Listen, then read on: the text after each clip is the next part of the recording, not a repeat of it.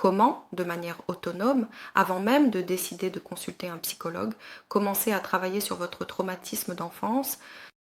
Aujourd'hui, la vidéo portera sur cela.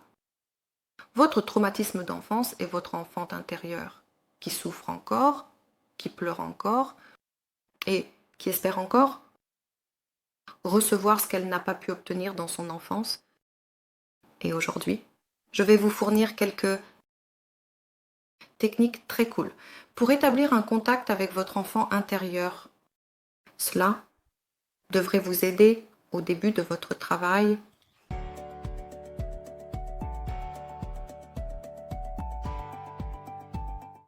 Je m'appelle Yulia Latunenko et cela fait déjà 18 ans que je travaille comme psychologue, individuellement, avec des couples, et j'aide également les personnes ayant des troubles psychosomatiques. Quand je vous parle des traumatismes de l'enfance, vous me posez souvent la question: que faire avec tout cela? Bien sûr, le traumatisme de l'enfance, oui, d'une manière étrange, on ne peut pas le guérir simplement en un jour ou en un mois. C'est quelque chose avec lequel vous avez vécu pendant de nombreuses années, des dizaines d'années. Je sais que mon audience sur la chaîne est déjà adulte et ce serait très étrange. S'il existait des outils qui pourraient, ce qui s'est accumulé pendant des dizaines d'années, vous aider complètement, qualitativement, efficacement. Mais aujourd'hui, je vais vous parler de quelques pratiques psychothérapeutiques que vous pouvez utiliser pour vous soulager, ainsi que pour commencer à faire quelque chose pour établir un lien, entrer en contact avec votre enfant intérieur. Dans un livre, j'ai lu cette définition. L'enfant solaire, l'enfant intérieur, solaire et l'enfant intérieur crépusculaire. Cet enfant solaire est celui qui vous donne l'énergie pour vivre. C'est l'enfant qui vous rend joyeux, joyeuse, grâce à qui vous êtes capable d'une activité créative. C'est ce qui vous apporte du plaisir dans la vie. Et vous pouvez même ressentir que vous sautez comme un petit enfant joyeux, c'est votre enfant solaire.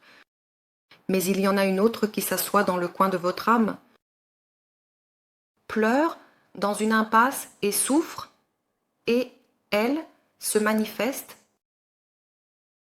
à l'extérieur dans votre vie, comme le principal acteur de votre vie, lorsque vous êtes confronté à un stress ou à une situation déclenchante qui réveille en vous votre traumatisme d'enfance, et c'est l'enfant crépusculaire.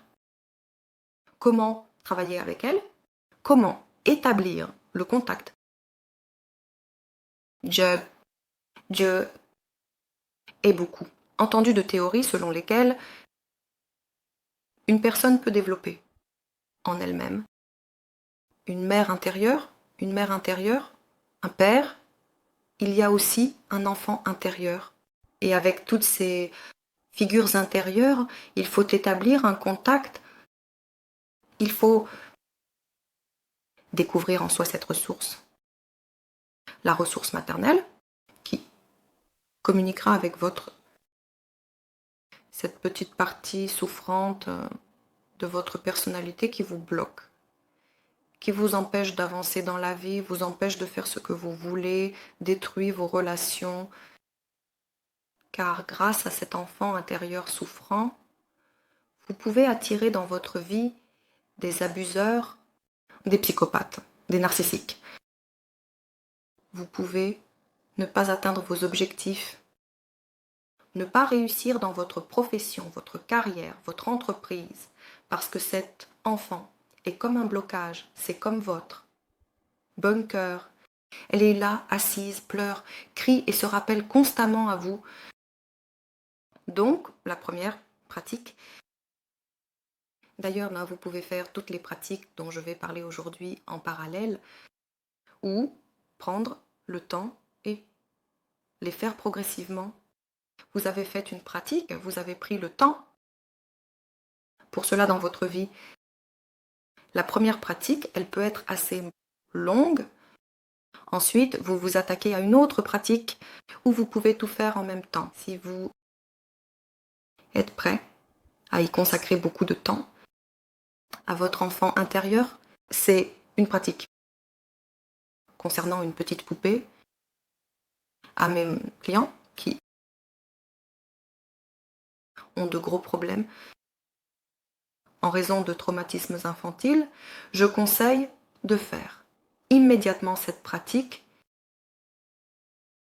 Je demande à mes clients d'aller dans un magasin, de jouer et d'y acheter une petite poupée, toute petite, de préférence qu'elle tienne dans la paume de la main et de préférence qu'elle soit douce et aussi, de préférence, qu'elle ait tout de même une apparence humaine.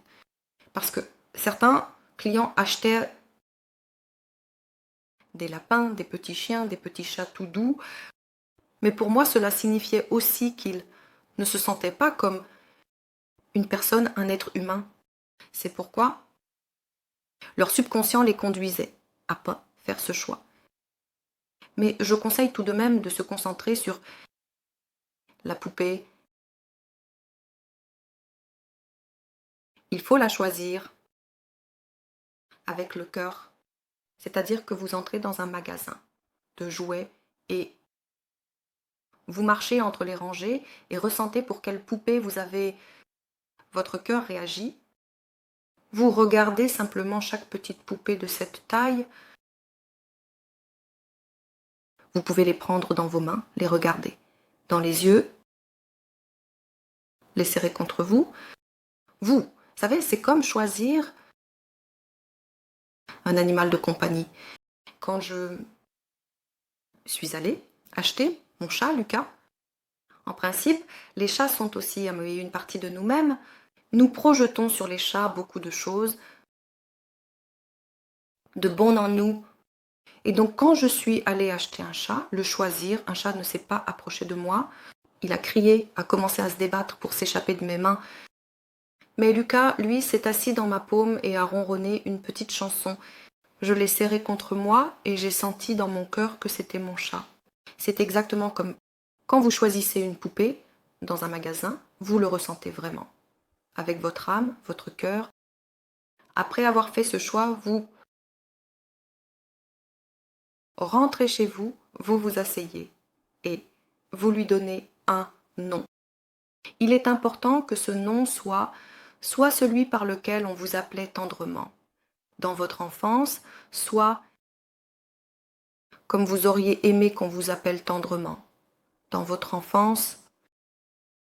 Peut-être que votre mère ne disait pas de mots tendres, ou elle le faisait, mais très rarement, et vous vous en souvenez et vous l'appelez ainsi. Si vous, par exemple, êtes Zolia, alors que cette poupée soit Olionichka. Olionichka. Tania peut être appelée Tetianka, Tanyushka. Comme vous le souhaitez, vous faites tout avec votre cœur. Après l'avoir nommée, vous devez réaliser qu'elle est maintenant apparue dans votre vie, une petite enfant, et vous remplissez maintenant les fonctions de mère intérieure pour cet enfant intérieur. Mais tout cela se passe réellement dans votre vie. Ce n'est pas un processus intérieur, cela se passe ici, maintenant. Vous la prenez, vous marchez avec cette petite poupée. Dans votre appartement, vous ne la quittez jamais. Pourquoi je dis qu'elle doit être petite ? Parce que parfois, vous voudrez la glisser sous votre veste, la mettre directement ici, parfois dans une petite poche, la mettre. Quand vous irez au travail, vous pouvez la mettre dans votre sac à main. Trouvez-lui un morceau de tissu en microfibre, comme une petite couverture douce, pour que vous puissiez la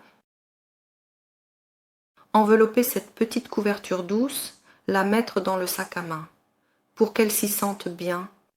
C'est-à-dire que votre tâche est d'observer vos sentiments quand vous emmènerez cette petite poupée partout avec vous. Vous ne devez pas la laisser car elle est petite, car elle a besoin de votre attention, de votre amour. Vous devez vous coucher avec elle quand vous mangez. Vous prenez le petit déjeuner, par exemple, où vous dînez, où vous déjeunez, vous vous asseyez, vous la placez à côté de vous sur la table. Si elle est petite, sur une chaise, elle sera sous la table. Vous vous occupez d'elle, vous vous asseyez pour manger avec elle, vous lui parlez. Oui, ne me dites pas que c'est de la folie, c'est votre travail intérieur, c'est ainsi que cela fonctionne. C'est votre contribution. Ce processus est très important pour nous en psychothérapie, c'est ainsi que nous procédons. C'est un processus important lorsque le psychologue achève ces choses que votre mère n'a pas terminées et assume cette fonction pour un certain temps, pour une certaine période, jusqu'à ce que vous atteigniez l'adolescence. Le psychologue assume la fonction de la mère, mais de moins en moins. Avec le temps, il vous élève ainsi, ajoutant les pièces manquantes qui n'ont pas été ajoutées dans votre enfance, c'est-à-dire ces besoins que vous avez, qui sont frustrés depuis l'enfance, ce qui faisait souffrir votre enfant intérieur. Le psychologue les comble. Mais comme vous n'avez pas de psychologue, pourquoi est-ce que je conseille cela à mes clients? Parce que nous nous rencontrons une fois par semaine. On dit ce jour, ils doivent faire quelque chose eux-mêmes. Et donc, pour toujours se rappeler que vous avez un enfant intérieur qui a besoin de votre attention, on peut appeler cela des vérités intérieures, le moi naturel. On peut l'appeler comme on veut. Cette sorte de petite poupée intérieure. C'est pourquoi nous comptons de cette manière que chaque semaine est moisse la vie de votre petit enfant. Et donc comptez maintenant. C'est-à-dire, si une semaine est un mois de vie, alors en un mois, elle grandit jusqu'à 4 mois d'âge. Encore, un deuxième mois, elle a déjà 8 mois. Elle est toute petite, elle vient juste de naître.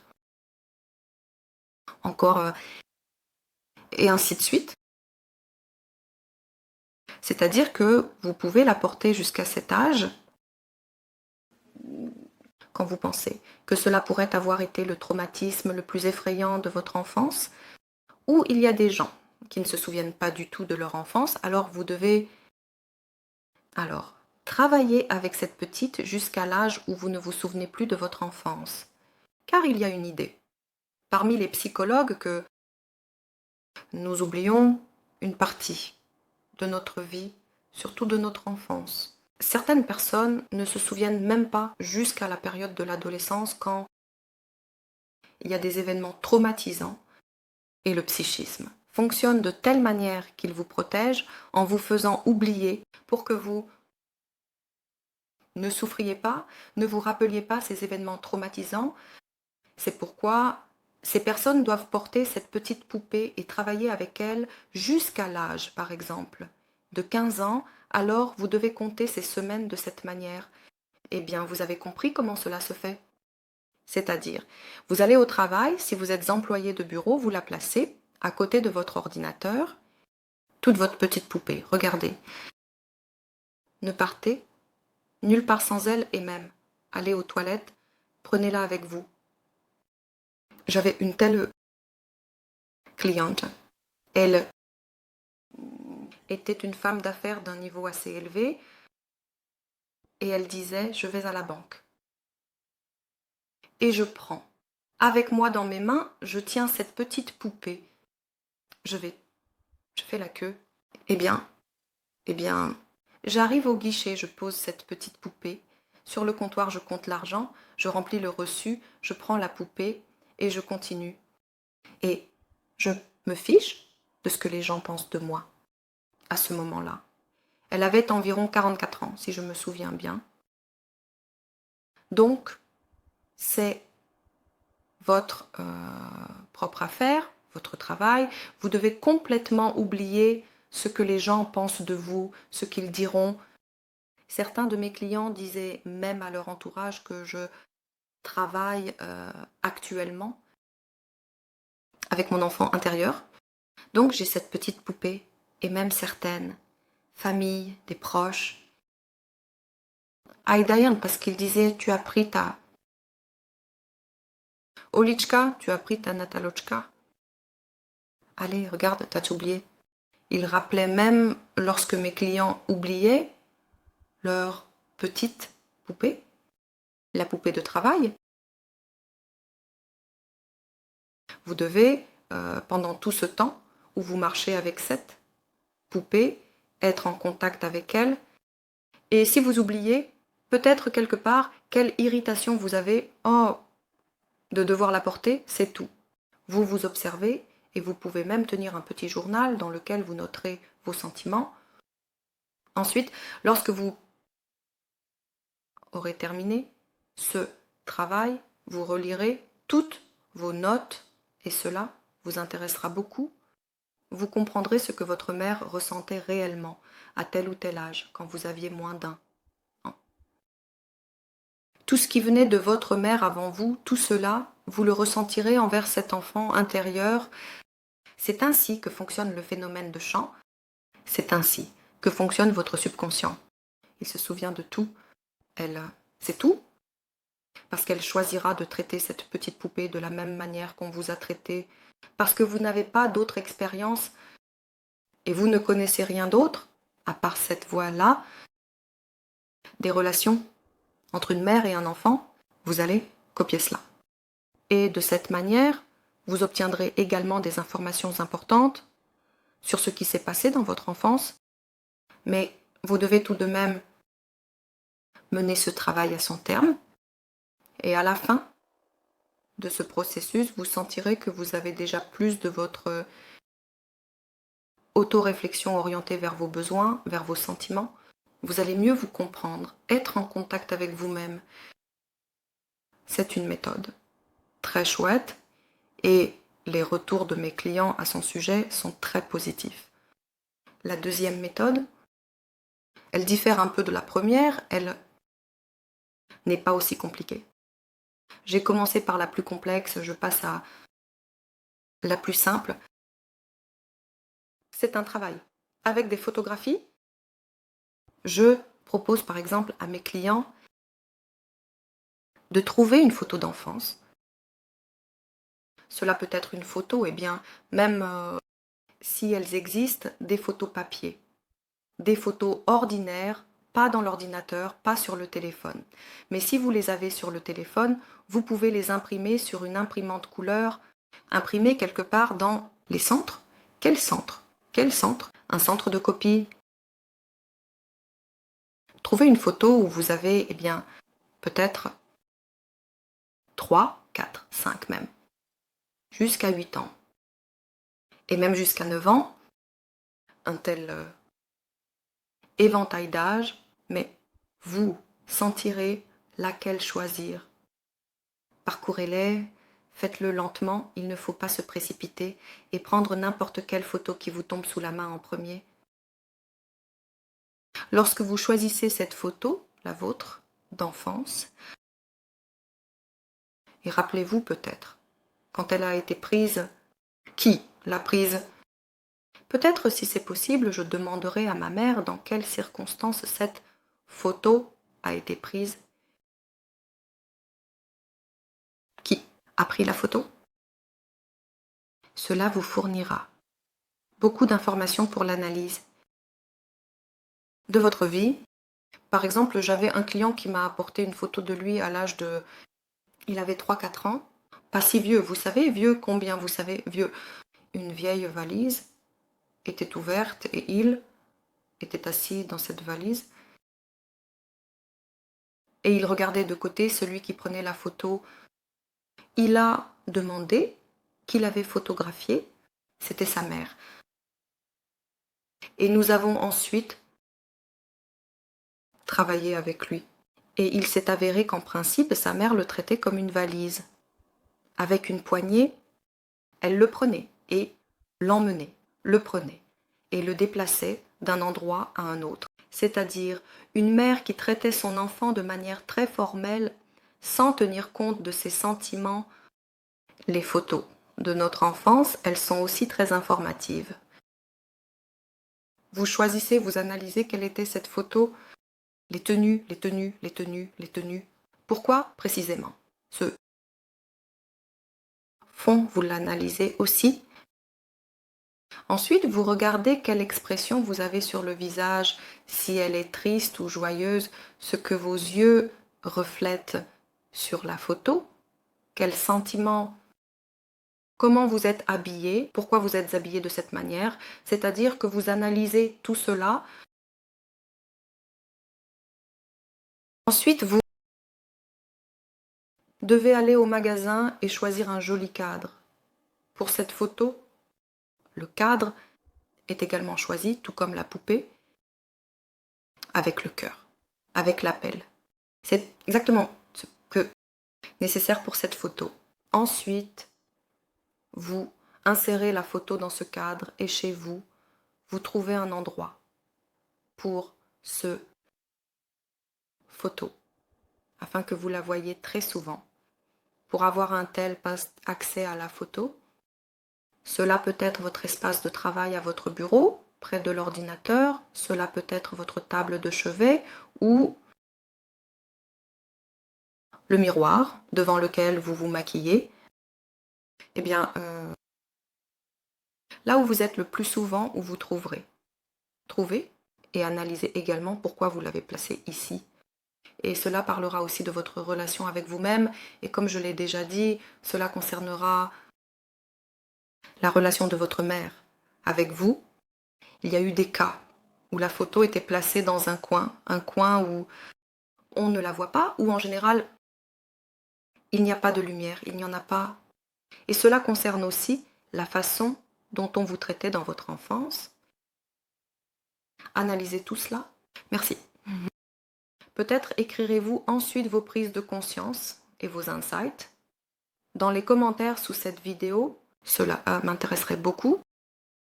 Et la pratique consiste à chaque jour pendant un mois, disons 30 jours. Pendant 30 jours, vous vous levez chaque matin et vous regardez dans les yeux de cette petite fille ou de ce petit garçon, si vous êtes un homme, et vous lui dites une phrase très simple. Je t'aime, très fort. Je ne t'abandonnerai jamais. Vous faites cela chaque jour. Essayez de ne pas le faire de manière formelle. Essayez de prendre une petite pause, disons 1 minute, et regardez dans les yeux et dites ces mots avec un sentiment de chaleur, d'amour. Je t'aime beaucoup. Je ne t'abandonnerai jamais. Vous pouvez le faire le matin et le soir, quand vous vous réveillez et avant de dormir. Et vous pouvez le faire encore plus souvent. Quand vous voyez cette photo, quand vous passez devant cet endroit, vous vous arrêtez. 1 seconde, vous lui dites un mot. Le mois prochain sera plus difficile. Si vous l'avez fait formellement, le mois prochain sera très difficile.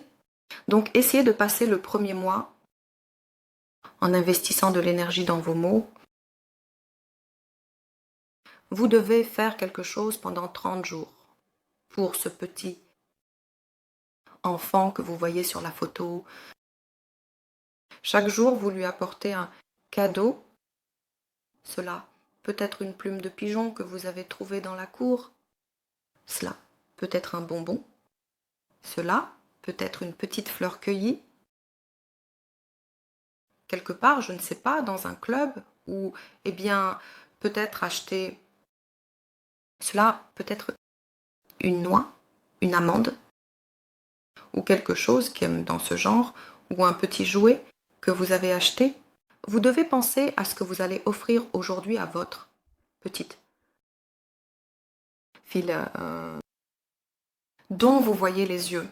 Chaque jour, comme vous l'avez dit, pendant tout un mois, je t'aime beaucoup, je ne te quitterai jamais. Maintenant, selon les mots, l'action. Parce que nous savons que l'amour, c'est aussi nos actes, nos bonnes action que nous faisons envers ceux que nous aimons. Et enfin, la dernière méthode, elle n'est pas du tout compliquée, mais elle nécessite aussi un peu de votre temps et de vos efforts. En réalité, merci, je vous recommande. Trouvez-le sur YouTube. Il y a beaucoup de différentes méditations pour établir le contact, pour travailler avec l'enfant intérieur. Choisissez-en une où la voix de la personne qui lit la méditation est agréable. Pour que ce soit plaisant pour vous, il devrait y avoir une petite musique. Vous devrez chaque jour faire cette méditation, au moins une fois par jour. Habituellement, dans ces méditations, on vous propose de vous allonger confortablement, de fermer les yeux, d'imaginer cet enfant intérieur, petit, prêtez attention à son regard, à son apparence, si elle a des tresses, quelle robe elle porte, si elle est triste, ce qu'elle fait en général, où elle se trouve, dans quelle ville elle est, ce qui l'entoure. Entrez simplement dans cette méditation, cette visualisation. Tout le monde ne peut pas faire de visualisation, mais si vous le pouvez, cette pratique vous convient. Ensuite, vous devez vous approcher de cette petite fille ou de ce petit garçon et lui dire les mêmes mots. Je t'aime beaucoup, j'ai besoin de toi. Je ne t'abandonnerai jamais. Tu seras toujours avec moi. Je te protégerai. Vous pouvez la prendre dans vos bras, la faire tourner, la serrer contre votre poitrine, et puis imaginez que elle devient toute petite, comme un petit pois, et vous la prenez dans votre paume. E.T. Vous la placez directement dans votre cœur, quelque part, un coin de votre cœur. Imaginez-vous où il y a de la place pour ce petit être intérieur de votre enfant, et à travers la respiration, la relaxation, respirez et remplissez ce coin de votre cœur d'une lueur bleue avec des parfums et de fleurs avec des sons moyennes, du chant, des oiseaux. Eh bien, trouvez quelque chose dans cet esprit. Et chaque jour, vous devrez faire cette pratique aussi pendant au moins 30 jours. De cette manière, cela vous aidera à être plus attentif à votre voix intérieure, à votre enfant intérieur crépusculaire qui a grand besoin de votre amour et de votre attention. Alors maintenant, avec la nouveauté d'être maman, vous faites tout cela que votre mère aurait dû faire dans votre enfance, mais pour une raison quelconque, ne l'a pas fait.